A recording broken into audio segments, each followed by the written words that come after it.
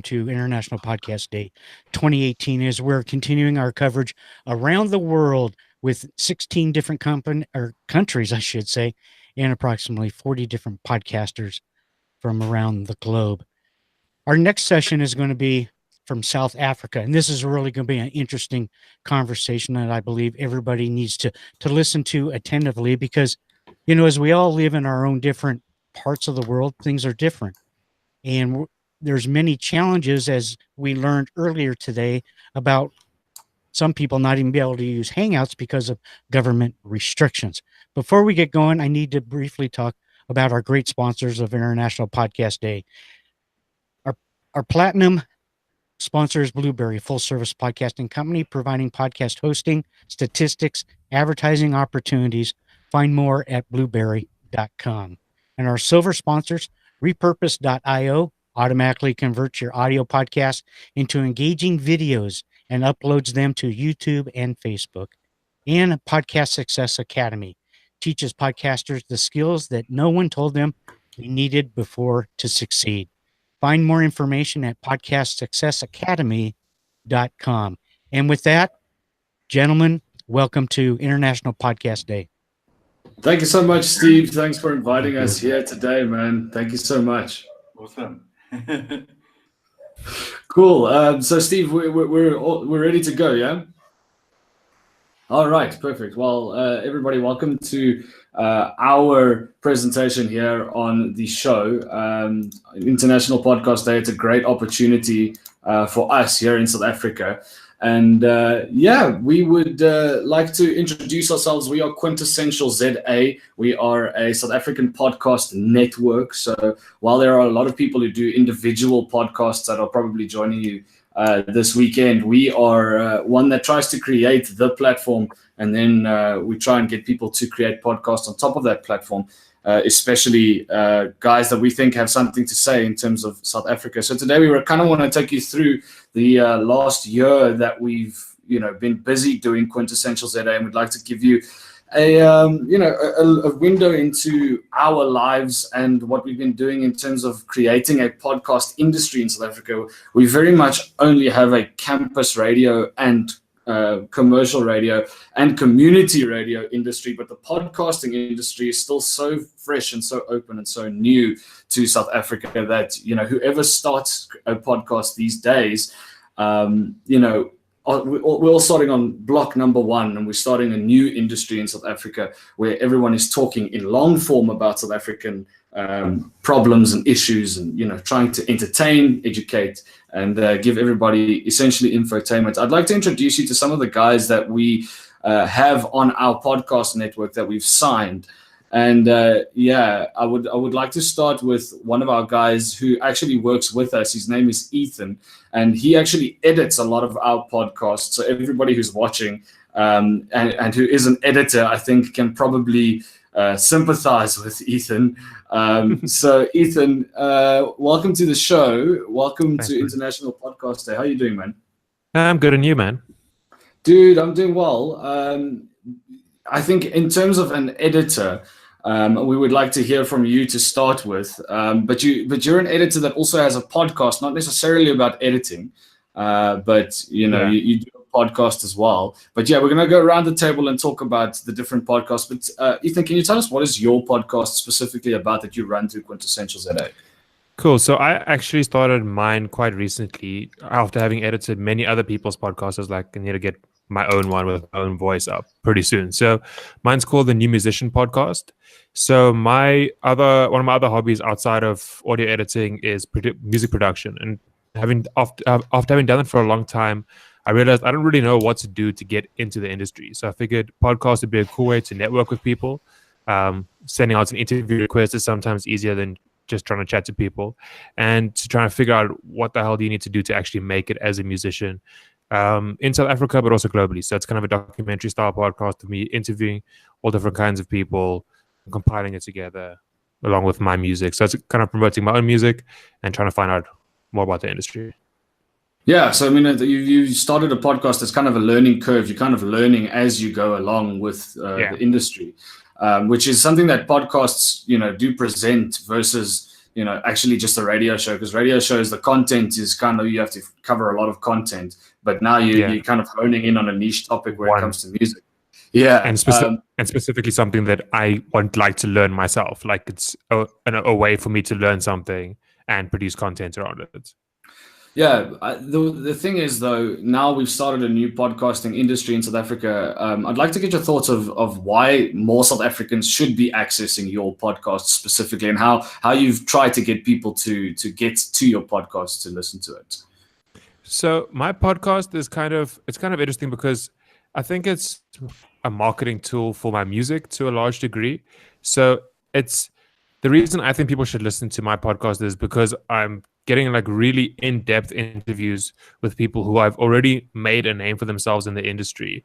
And there's a lot of questions that you can't really get specific answers to, especially not local answers to. Like, how do you book gigs in Pretoria? Who is it that you have to speak to? What are the processes you have to follow? So that's kind of those kinds of information is what I'm trying to present here to say there's certain things that you need to learn to become someone in the music industry.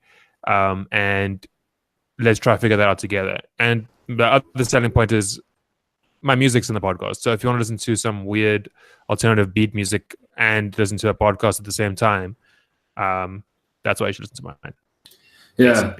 Yeah. So I think there might be a few limitations that we need to speak about when it comes to South African podcasting as well.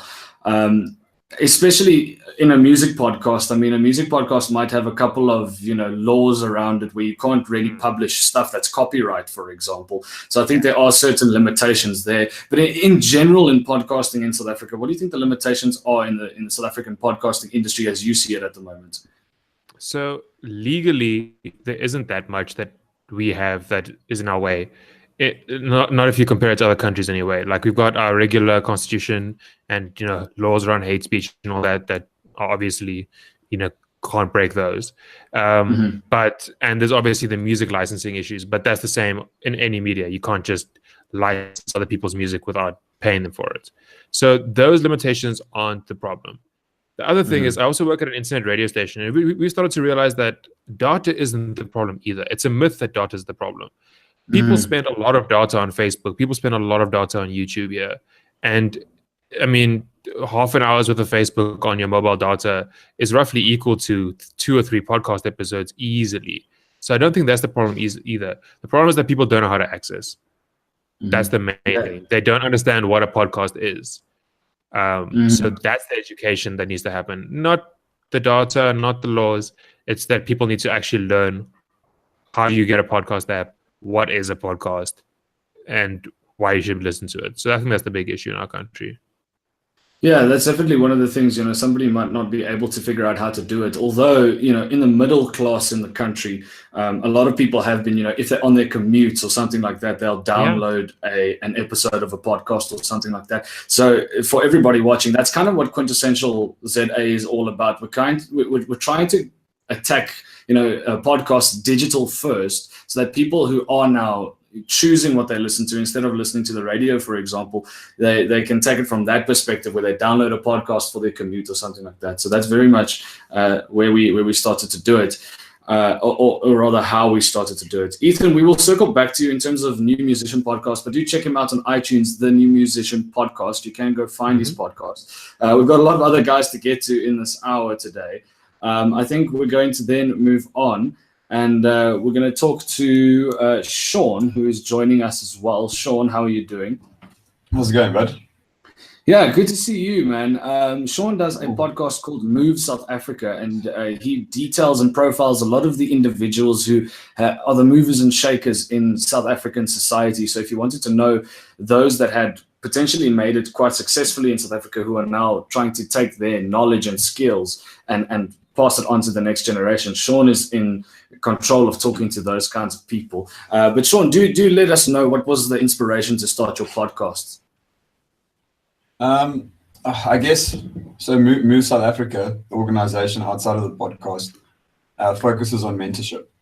So a Live and Learn voice archive, in essence, is like this library of mentors almost. It's one of the best ways to learn. instead of going to try and find a step-by-step approach on the internet or in a textbook or whatever it is, much better to go and chat to someone who's done what you're looking to do and just learn from the life lessons that they've had. Sometimes a much quicker way to get things done. And collecting this, I mean, it's incredible to see the variety of backgrounds, and the very obvious part, I suppose, where there's no clear path that each of them have taken. Each story's been different. They let you in on the personal side as well as the business side, so you actually get to know people and what might have shaped their whole journey to get to where they are, because we often only see the final product of someone who, like, for example, I think we've had some cool guys on our podcast, but most of them will see the final product of who they are now, and we won't see the little nuances that have put them where they are. Yeah, I don't know if that's a good enough answer. If there's something else that you No, yeah, I mean, like, I think we kind of prefaced it with, you talk to very influential South Africans who have, you know, historically made it and now are kind of trying to impart that knowledge on people. So yeah, if you want to go and find Sean's podcast, that is Move, South Africa, you can find it on iTunes and all of your major. Yeah, the comma seems to cause some problems sometimes. Does it? Oh, well, I think that's a good thing to let people know. Don't put a comma in your podcast's name. Yeah, listen. I can tell you the issues I had with registration and stuff. Unbelievable. That sucks, dude. Dude, tell me, what are some of the lessons you've learned from the individuals you've interviewed during your show? So I think the biggest thing that I got was that purpose is quite important. Each of those guys had vastly different backgrounds and everything. Different people. Some are extroverted, some are introverted, but they all had a specific purpose, and that seriously drove them forward. And it's a lot to take. It's a lot to take in, because I think we learn a society's tough. I mean, it's one of the podcast challenges, I'm sure, as well. These guys want quick gratification. Yeah. So what I've found with them is that purpose. If you've got a specific purpose, you'll grind it out until you come right. And that's one thing I've seen with a lot of those stories. Those guys went through some serious stuff. I mean, their stories have been quite fascinating, quite interesting to listen to. And there's many situations where they could have just stopped, given up, and you'd never know that name that's on the podcast. But because their purpose was so specific and so clear, they were willing to push that a little bit harder. So I think it's just important for us to be able to define our purpose properly, and that was one thing that I picked up a lot from them there. I think, and I noted here as the most important thing that I learned from them, is that you'll hear, I might be wrong, I think every single one, but if not every single one, almost all of them, each had mentors or people guiding them of their own. So as successful as they were, they had people that shaped them when they were young, and while they were walking on this journey to where they got to in the end. And if they didn't have those mentors, there's a big chance that those guys wouldn't have made it to where they are. So I guess it's almost trying to provide that same service for a lot of young South Africans out there. To say, look, these guys made it, but they didn't make it on their own. They also had these people to go to when they hit a wall and they thought, geez, how do I get around this? Let me give my mentor a call, drop them a WhatsApp. I don't know, back in the day, some of them were writing letters. It was before phones. But they all had somebody that they could go to and go like, look, help me out. How do I navigate this? And that's the idea behind the podcast. Yeah, so that's pretty incredible. I mean, you're giving the mentor, I mean, you're kind of deconstructing mentorship between just the mentor and the mentee, and then kind of providing a platform so other people can access that kind of mentorship. I think I think a lot of more podcasts should do that, because we're starting to see that mentorship is a huge thing in South African society, where people keep saying, get your mentor can help you through. So if we can actually put mentorship into a podcast format that a lot of people can download, I think that's why the podcast works so well. One of the first guests you had on the podcast was Advocate Tuli Madonsela, and for international viewers, I mean, Advocate Tuli Madonsela is quite an important voice and opinion, and she was the public protector of South Africa, the former public protector. I mean, those kind of big wig guys are also looking to now hop onto podcasts and talk to the South African public who aren't necessarily getting, the kind of information they need on split-second radio. Radio is still very important, but long-form conversations seem to be now occurring. And I think that's what Quintessential ZA as a podcast network is trying to tap into.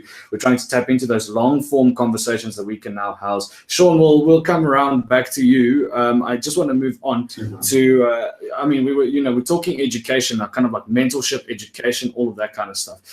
So I do want to go to Albert van Wyk. He is another one of our podcasters who has a podcast through Quintessential ZA. And Albert has a podcast, and wait for it, it's great. It's called Millionaire Insights with Albert van Wyk. And Albert has written a book, and that book's name is How to Become a Millionaire at 22. Some people in South Africa have interviewed this guy, and I don't know if it's fake news or not, but they called you one of the youngest millionaires in South Africa. Albert, is that true? What's going on here? I can tell you, Quintus, from what I've heard, there's so many things people say out there. But yeah, I did make my first million at the age of 22. And that is what the Millionaire Insight podcast is about. I take tips and tools from the book. Here's the book, How to Become a Millionaire at 22.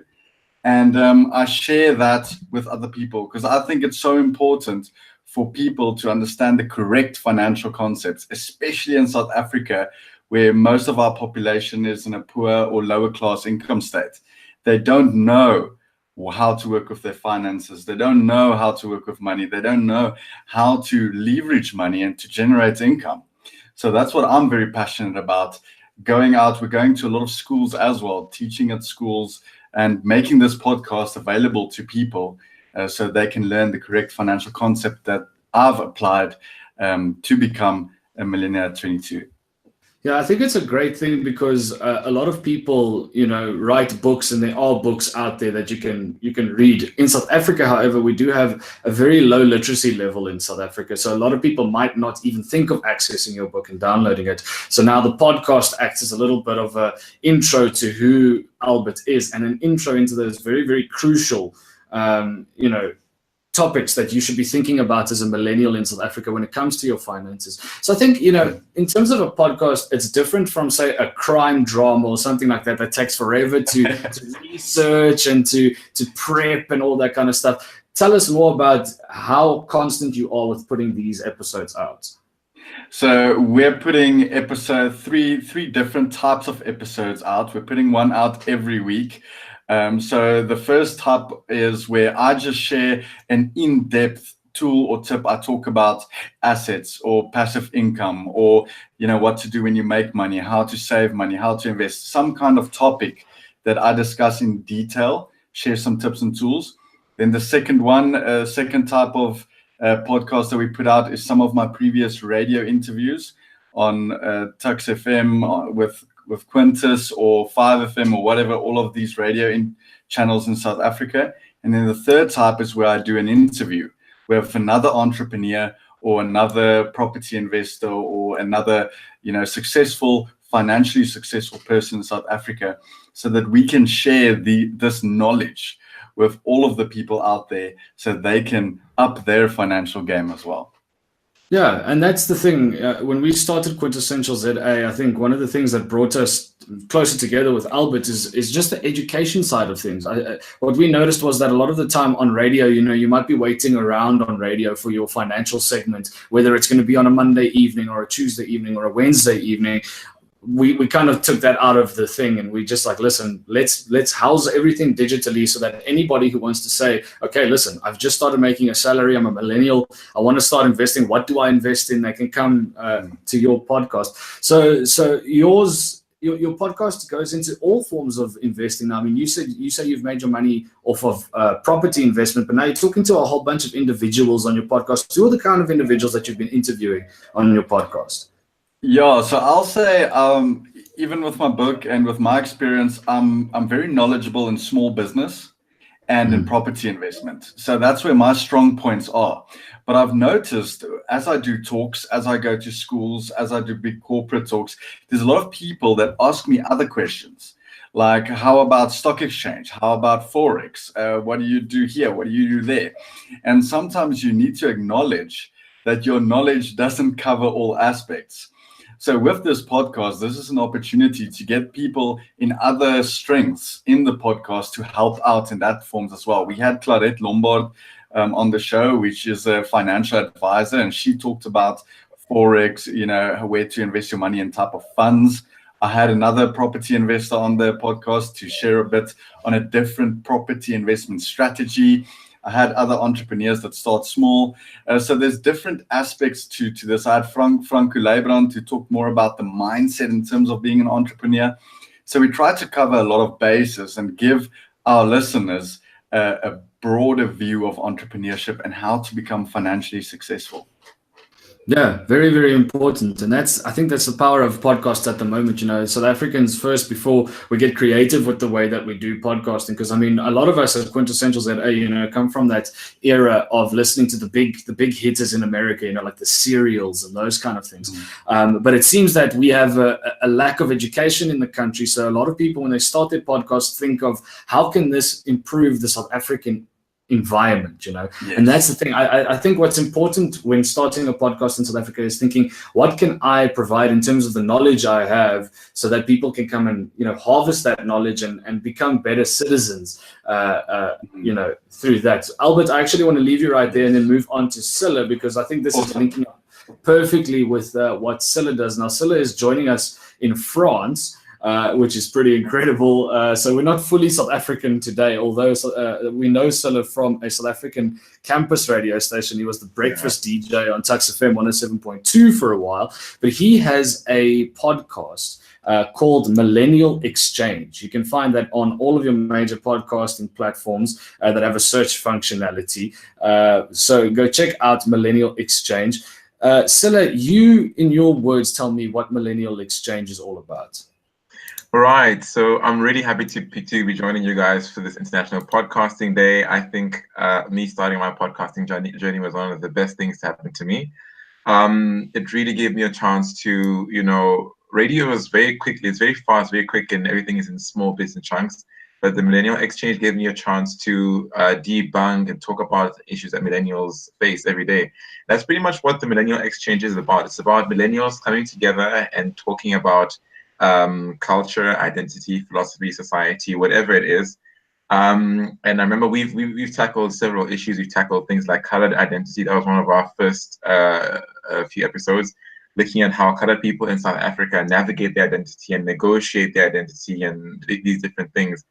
And it's something that I thought was like a normal thing, but I actually found that I learned much more than I meant to teach other people. So for me, it was a big thing. So one thing that I love doing on Millennial Exchange is having other people, having other guests, millennials preferably, and we just talk about things that millennials share, go through their challenges, things that they face through their day-to-day life. So that's pretty much it. It's a millennial platform, a place where you can exchange, talk about different issues, things that plague us, etc., etc. Yeah, and you seem to have, like you said, gotten into the kinds of topics that South Africans, sometimes it's not kosher to talk about these kind of things. But podcasting has given you this platform to really think about it before you go and put the microphone on, and prep it perfectly before you put the microphone on. Because I think with radio specifically, there's lots of controversies when somebody says something very quickly in South Africa and they don't know how many different are potentially hurting or really making angry when they're on radio. So talk to me about an episode you did though called Black Twitter. Because I listened to this episode and I thought that it was a crucial episode that a lot of South Africans should listen to, because we've got South Africans on so many social media platforms. And I think this is what Quintessential ZA is all about. We can see that there's so many people on so many different platforms, but we want to have the long form conversation. So it's not as easy as rattling a tweet off, because we know how easy it is to rattle a tweet off. And that's what you kind of focus on in your Black Twitter episode. Tell us more about that episode. Yeah. So leading up to the Black Twitter episode, it's almost like I had this thing in my mind that kept on telling me about Twitter, Black Twitter, and why is it so problematic, and why do I feel so uneasy on Twitter? And I found out that Twitter is a platform where a lot of millennials, a lot of young Black people come and voice their concerns, come and talk about stuff, come and find information. And at times it can be a bit overwhelming. You can find that sometimes people will have an opinion that differs. Sometimes it'll be a collective opinion. Sometimes they have these things that they call cancel culture, where somebody, the great god of whatever it is, Black Twitter, decides, okay, now we're going to cancel a certain artist because of A, B, and C. And anyone who decides that cancellation is a problem, then they're now extrapolated and put outside and excluded from the group. So I found that stuff like this was a bit problematic. So I decided I should probably do something called Black Twitter and find out what are the pros and what are the cons of this thing that we call Twitter. What sometimes people just take in Twitter without actually thinking about it. It becomes a very mindless activity. You just scroll through and scroll through. No one takes time to like pick up a tweet and criticize it, etc., etc. So for me, I found it was a good way to critique Black society and social media and all these things. Yeah, right. You've also got an episode called Youth Day 2018 where you talk to South African individuals about what Youth Day represents to them and what it is in their democracy. So do you think that podcasting as a form of having these long form conversations could challenge the current democracies that exist in the world? I mean, that's the thing that you're saying here, that everybody's so toxic on on a Twitter, but on a podcast, we can really take time to chew through the very, very tough conversations. I mean, have you seen that chewing through that tough conversation helps compared to something like Twitter, for example?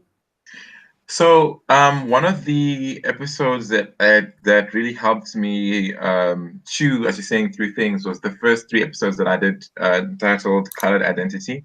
I knew nothing about colored people and the struggles that they faced previously in apartheid and even post-apartheid South Africa. After those 3 podcast episodes, I can say I'm much more educated than before, and I'll think twice before saying something. I'll think twice before reacting. So for me, I feel like those, and it wasn't really long. It was, I think each episode was about 20 minutes. And those 20 minutes enabled me to just think about things and to have both sides of a story before I come in and give my own 2 cents. So I think it's really important that people start listening to these podcasts so that they can really take time to let the fruits of reason in their brains, become mature, so that the things that they say can be from a well thought out perspective, so we can have better conversations, better discussions that lead to a better objective, to a better end. So yeah, I think that it's definitely good for people to have podcasts, whatever topic it is, even if it's something like mechanical engineering or something like sunflowers or whatever it is. You want to have people who are well versed on a subject. And because of that, we can advance how far we go with the subject and advance how far we go with society or technology or sunflowers, if you will. Yeah, but Silla, as a guy that now has been in South Africa and now you're moving over to just go and do your master studies in another country, how do you see your podcast changing as you move geographically? Because I mean, have you seen already that some millennials in South Africa are different to some millennials in France, for example? Yeah. So I find it interesting what Ethan was talking about in terms of data in South Africa. In France, there doesn't seem to be a data problem. I mean, most people I know are on contract, and the contract that you get is about 20 gigs per month, and it's at a fairly reasonable price. It's like 20 gigs a month for like 300 or 400 rand. It's almost about $25, and it's very reasonable. So a lot of people are on this. They stream music, they stream movies, they watch YouTube on the metro, and they listen to a lot of podcasts. So here, people really seem to have their ears engaged almost all the time. Whereas in South Africa, it's mostly people wait for the radio and they wait for, 8 o'clock is this, or 9 o'clock is that, or 10 o'clock is that. Whereas if a lot of millennials engaged more in podcasting, they would do it at ease. So whenever their morning routine is, if they're leaving for the opposite 6 o'clock, they can listen to the last podcast from 2 weeks ago, or from yesterday, or from whatever it is, on their specific subject that they want. They don't have to wait for 7 o'clock in the evening or 8 p.m. or whatever it is. So I find that French people are a lot more orientated around streaming things and watching things on the internet. And I'd really love for South Africans to get there in terms of streaming things and going online and being more of a streaming society instead of waiting all the time for our favorite radio show. You know what I mean? So there's a lot of differences between France and South Africa. I mean, if I was to start talking about it now, I would probably finish tomorrow. One of the things that really irritates me, just a small thing that really irritates me, is baguettes. You know that long French bread that everyone talks about? Like no one puts their baguettes in like a plastic bag or anything. People just walk around with their baguettes, like waving them all over the place. Like they don't worry about germs or anything. But anyway, enough of baguettes. This is true. I think you should start a podcast about baguettes specifically. No, like that's That's a niche topic. Sunflowers. Baguettes and sunflowers. Ethan, tell us more about those limitations, because you did kind of make it seem that data is not specifically a setback. But I think that in terms of creators, like podcast creators that want to upload their stuff, there are certain limitations, especially if you're going to be exporting in different formats. Like, for example, if you're going to be uploading something in Wave to your podcast hosting service, I mean, that's going to have a large file to it. And I mean, a lot of people struggle with data in this country. They don't have enough bandwidth to upload their podcast. Talk to us more about how we can try and, turn that tide backwards so we can actually upload more. Look, I think personally, it's not that there's a problem with data in our country, because the prices are slowly but surely coming down. It's still kind of pricey, but the prices are kind of getting there. I think it's a perception thing. I think that people perceive different websites differently and have like levels of importance around data. Because literally, I've seen people who complain about data sit on Facebook for hours. And if you were to check your data after like just a typical Facebook visit, typical Facebook browse, with all the videos that people are watching, that must use a lot of bandwidth. Now, the thing is, if you were to say that data is a problem for creators, then that means that there wouldn't be a video industry in this country, which I think there really is. And video data is way, way, way worse than audio. The other thing is, I don't personally think there's a decent reason why you'd be uploading a waveform to your podcast provider unless your podcast is some hardcore sound designed podcast. But even then, what's inevitably going to happen is your provider is going to re-encode it in any case. The provider we use here, Iono, no matter what format you use, they re-encode it and give different levels of bandwidth to different based on your data usage. The other thing is that what Iono.fm, not to be an advertisement for them, but because they're South Africa's biggest podcast host, also does offer different bandwidth options. You can say full quality, medium quality, and low quality, and I'm sure that's a common feature among podcast hosts. But the fact that Iono is so big in this country and is used by so many local podcasters, and we have the option to literally download like a 2 meg version of like an hour-long podcast. And so, look, I think it's a perception thing. I think South Africans are very scared about using their data. People are constantly looking for Wi-Fi networks, constantly trying to save their data for good reason. But I think if people could get exposed to podcasts more, they'd understand the value of it and value that data more. And my final thing I want to say is, you can also just download podcasts on Wi-Fi when you have it and then listen to it later. That's what I do. I have Wi-Fi at home. I download like a bunch of episodes, and then when I'm commuting, I know I have podcasts ready to go.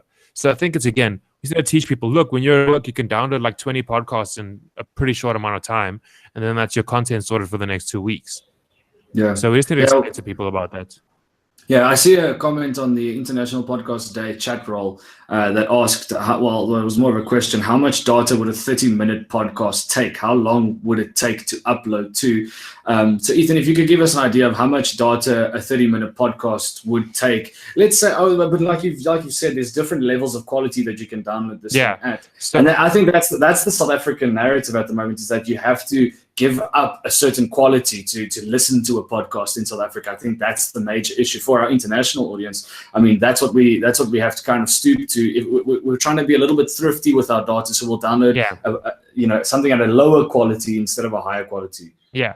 So traditionally with MP3s obviously being the most common format, the 128 kilobytes MP3 is kind of known to be the lowest acceptable quality you can have before the quality degrades to a point that you can really notice it, especially with music. So let's assume that people are using 128 kilobyte per second MP3s and that it's roughly about a meg per minute with an MP3. So if you had a half an hour podcast, that would take you 30 megs to upload, which is not a lot. The other thing is, if your podcast is a talk-based podcast, very little music, you can cut that dramatically. I've been really listening to W2F with Mark Maron lately, and my podcast app shows you how much data each episode is. His episodes are about an hour and a half, and are 20 megs each.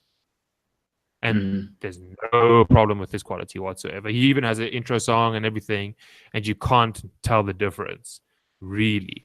Also, because most podcast listeners aren't listening to through gigantic stereo systems where you're going to hear every little bit of the audio. They're mostly listening on like entry-level smartphone headphones, or their Bluetooth headphones they got. But at that point, if you are a good editor and your podcasters record in decent environments, you can get away with pretty quote-unquote low-quality audio without worrying. Yeah, I think the big thing with podcasting in South Africa is that all these radio monopolies have been created, and now the guy at the bottom is worried about the quality that he's going to put out, and is it going to be the best, and is it going to be all that kind of stuff. And I think that's the wrong way of attacking a podcast. I want to go here to Sean quickly. Because I mean that's the whole thing, the mentorship that South Africans should be receiving shouldn't be locked to this quality. So I mean, the first episode of Sean's podcast, just endeavoring to start the podcast, was on a small recorder, and he was talking to Advocate Tuli Marunsela. So I think in terms of quality, Sean, what have you seen? Do you think it would have taken a long time to get to your podcast if you had worried about quality first? I guess it's important maybe to start off with saying you can't thank Ethan enough. So getting somebody who can do some good quality editing is pretty important, but it wouldn't be the end of the world, get started. Because if Ethan wasn't there, we would have put out definitely a worse quality podcast. But the podcast, that first one that you're referring to, was pretty tough. I mean, it's like a white noise from a waterfall that was like 20 meters away throughout the whole podcast. So there's some things you just can't avoid. And what would have happened is you would have just waited to do the next podcast, and then maybe something small would have gone wrong there, and then you would have chosen not to do that one. Then you would have just waited and done the next one. Delaying is silly. It's rather get it started.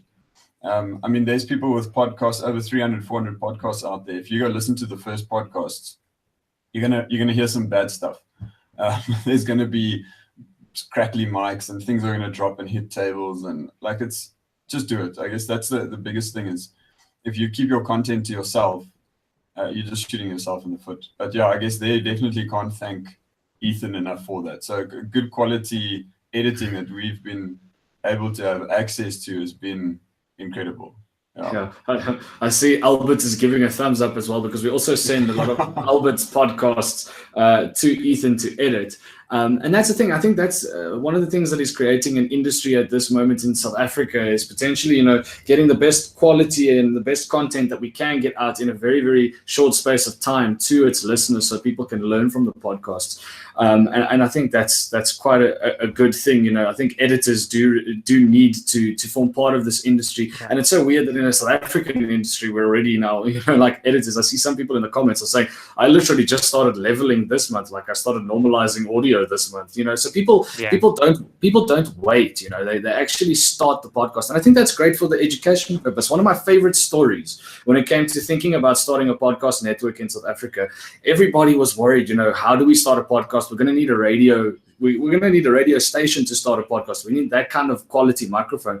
But one of the greatest stories is in 2009, there was a girl in South Africa that said, I want to start teaching people Zulu. I want to do Zulu to English translations via podcast. And she started recording this on the worst microphone you could have imagined, and started putting it on the internet. And people are still downloading that today. I still think that that's a pretty good example of starting with nothing at all and creating something that actually educates and helps a South African learn something. And that's why I worry about some people who think that they're entertaining and they start a podcast and they just keep on putting out these entertaining episodes, that are not kind of like niched down to a certain topic. And I think something that Quintessential ZA does well is taking niched topics and putting them onto a platform, because sometimes we do need to talk about a niche. So Albert, in terms of a niche, you seem to go towards a finance niche, and in terms of downloads, we've seen more downloads coming through your podcast, and I think we can chalk it down to the fact that you've niched down the topic. It's not very broad anymore. It's about, listen, do you want to get your finances in order? Then you got to do your podcast. Talk to me about that niche. Are there other podcasts in South Africa at the moment that are focusing on finance? Yeah, I think I focus a lot on giving the entrepreneur, giving the business owner, giving the property investor some content. Because a lot of our guys there as entrepreneurs, business owners, it's a tough environment, right? It's real tough, and we need education. We need that hour or 20-minute session where someone else can teach us these things that we might lack. And especially in South Africa, where we have 90% of our people living in South Africa is in a poor or lower class income state. So, I mean, young entrepreneurs wanting to get into business, wanting to start doing something, can't learn the correct financial topics and tools and tips and techniques from their parents, because their parents or their grandparents are in a lower class or poor income state. So where can they learn financial concepts? Where can they learn these things that they need to know? So I think I focus on those entrepreneurs that wants to learn something more, that wants to up their business, that wants to get into business, or that wants to fine-tune what they're currently doing. So yeah, it is a very niche. It's only for entrepreneurs, business owners, or aspiring entrepreneurs, business owners, people that wants to get into making money. Yeah, I like podcasts that make active citizens of someone, because that's the thing. I think South Africa needs that more now than ever, because we just get fed all of this information and we take it in and we never really apply it. So something like an entrepreneurship podcast is something that you can physically apply to your own life. And that's kind of, it's kind of like self-help books to a degree that podcasting in South Africa is turning into.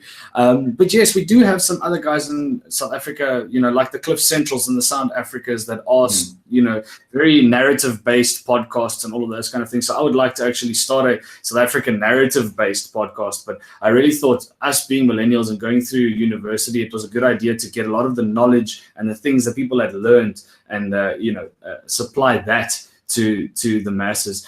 But yeah, in terms of Quintessential ZA, it's been tough to market it efficiently. So if anybody in the international audience has tips and tricks in terms of the marketing behind it, we would really like to get your opinion on that. I see Sean was talking to the guys here saying, if you get good content out there, people will listen. I do think it is important to make a point to learn from the mistakes you make, at least, and not make the same mistakes regularly. And I think that speaks to entrepreneurship as well, Sean. In terms of a Quintessential ZA, for our international audience, we started out at a campus radio station, and we started taking a lot of the stuff that we did on campus radio and we started putting that on our own little podcasts. So we kind of now have two schools of thought. We talk about radio archiving and podcasting, and what we were doing at the beginning of Quintessential ZA was a lot of radio archiving, and a lot of South African radio stations, whatever happens on the on-air, they put onto a podcasting platform. But I don't think that's the correct way for podcasting. Yeah, well, you know what? Tell us more about that, Ethan. How do we define podcasting in South Africa, or how should we define podcasting? So the thing about podcasting is that what's weird about it is that there isn't really one standard definition. Technically, videos count. Technically, this counts as a podcast. Technically, any audio or archive that you put onto an RSS feed counts as a podcast. So the definition is getting a bit muddied, and that's difficult for me in the South African market, because I think there's so many radio stations. Almost all of our radio stations are calling themselves podcasters, but what they're doing is they're repackaging radio content and putting it out in a podcast. Now, look, I don't think that's a problem, and I don't think that's not a legitimate form of content. But it's just a pity to me because these guys have literally multi-million rand, $1 million studios with the best microphones and the best mixing desks and radio presenters and content producers who are really, really skilled and could do something completely interesting. But instead, everyone's 100% focused on the terrestrial broadcast. And now that's fine because that's where most of their money comes from. And because of the fact that the South African market doesn't have a lot of podcast listening in the car yet, and because of most of the radio market is kind of lower income, which aren't accessing podcasts yet, although debatable. I just feel like there's wasted talent in the radio sector because, and it's because both me and Quintus have been working, and Silla as well, have been working in radio for a while now. And we've kind of seen both sides. And we've seen there's an old boys club mentality when it comes to the radio industry in this country, meaning the people who have been in the industry since the 80s, since before the SABC changed its name, are clinging on to terrestrial radio because that's where the money is. And they view internet radio and podcasting as, it's like a hobby that someone does at home. And they don't legitimately think of it as a form of content that they can be creating. So my problem is that I think that the radio industry isn't doing enough to push podcasting forward as a whole. This year was the first year where they ever gave an Liberty Radio Award for podcasting and or internet radio.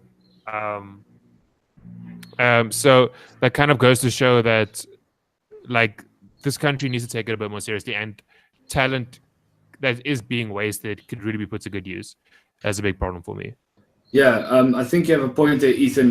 To give our audience a little bit of an idea, like he says, in our official award ceremony for South African Radio Awards, only this year, opened up an award for podcasters, which was a good thing, but there was a lot of mixing in of radio and normal podcasters that aren't part of radio stations. But what was very encouraging was that one of our podcasts under Quintessential ZA, which was Quintessential Engineering, was nominated in there. So I think the South African podcast industry is now perfectly poised that anybody, even if you have a USB microphone, I mean, we only used a USB microphone for Quintessential Engineering, and that got a radio nomination at a very prestigious radio award ceremony. So I think if we continue doing those little things, we can build new companies, because the monopolies really have like this lock on what is good South African radio content. And I think what you're saying is true, that you can put a lot of what happens on radio, and that's like 5 minutes or 6 minute segments onto the internet, but is that helpful? I think that something heavily researched sometimes, or wonderfully built in terms of the narrative, could potentially, get people listening. And the problem with radio stations as well is that they play a very, very regional game. So you won't know, you might never discover a Tux FM if you don't live in a Pretoria area, for example. And then it's even going to make it tougher for you to find them via their podcast channels. Steph on the chat here says, I can't remember the last time I listened to radio. And Mariska says, I think the radio industry is scared of the podcast. Podcasting is the future. I've not listened to the radio in weeks, as I prefer to listen to my podcast while driving. I think that links up to what Silla was saying, that he doesn't seem to, there's kind of like a feeling that people aren't listening to radio anymore, even in France. I think what I'll just touch on what Ethan was saying there about the perception of podcasts. I think, and this is coming from maybe I attribute most things in my life to culture, but I think in South Africa there's no culture of listening to podcasts. It's a very new thing. So and there has to be a cultural practice of, okay, I get to my workplace. Okay, if people want to complain about data, then they can complain about it. But we know that most people have access, most millennials especially. If you look at the University of Pretoria, most millennials at the University of Pretoria have access to Wi-Fi for at least 6 hours a day. You get there, you downloaded your 2-3 podcast episodes, and you're sorted.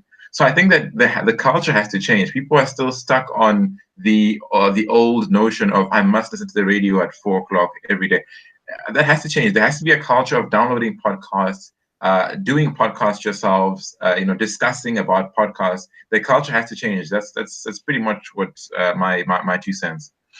Yeah, there we go. Yeah, well, thank you, gentlemen, for joining me today. In closing, I Awesome. would just like to tell everybody to go to at @QEssential_ZA. So it's Q and Essential_ZA on Twitter. You can find us on Facebook, QuintessentialZA. You can also find us on Instagram at Quintessential_ZA. And just in closing, we'd like to give you an idea. We are a podcast network that's trying to build a new nation with the next generation. So we're trying to kind of deconstruct everything that's been going on in our country, and we're trying to create new platforms so new conversations and long-form conversations can be held about South African society. So thanks so much for joining us today, and please come and follow us. Cheers, guys. Gentlemen, thank you so much for just a brilliant discussion. For a lot of us that are in various parts of the world, we don't have limitations, or we have to, sometimes I think we just think that everything is in quantity, and that's not necessarily true in some portions. Wonderful discussion. I really appreciate you coming on and talking about your podcast network, and certainly representing your companies here today on International Podcast Day. Thank you. Thank you.